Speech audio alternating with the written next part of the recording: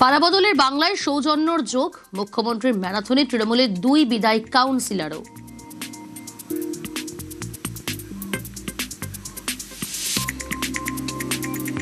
সবার তো সকালটা খুব সুখকর হয় না, ভালো ঘুম হয়, কিন্তু আমরা সবসময় মাঠে ময়দানে থাকি।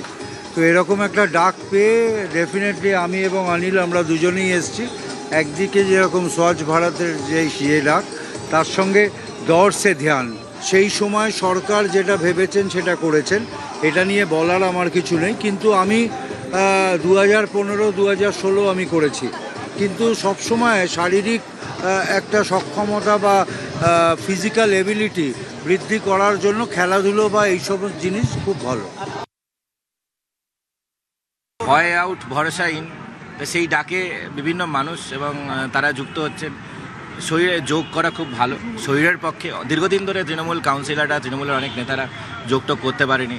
মমতা ব্যানার্জি আবার বকুনি দেবে, মার দেবে বা ঝাড় দেবে, পানিশ করবে, এই আতঙ্কে এবার ভয় আউট হয়ে গেছে। তাই এই জন্য এখন যোগব্যায়াম করছে, সেটা ভালো ওনাদের শারীরিক এবং মানসিক সুস্থতার জন্য। এবং যেভাবে মানুষের ক্ষোভ বিক্ষোভ হচ্ছে, সেখানে শারীরিক এবং মানসিক সুস্থতা দুটোই খুব জরুরি আছে।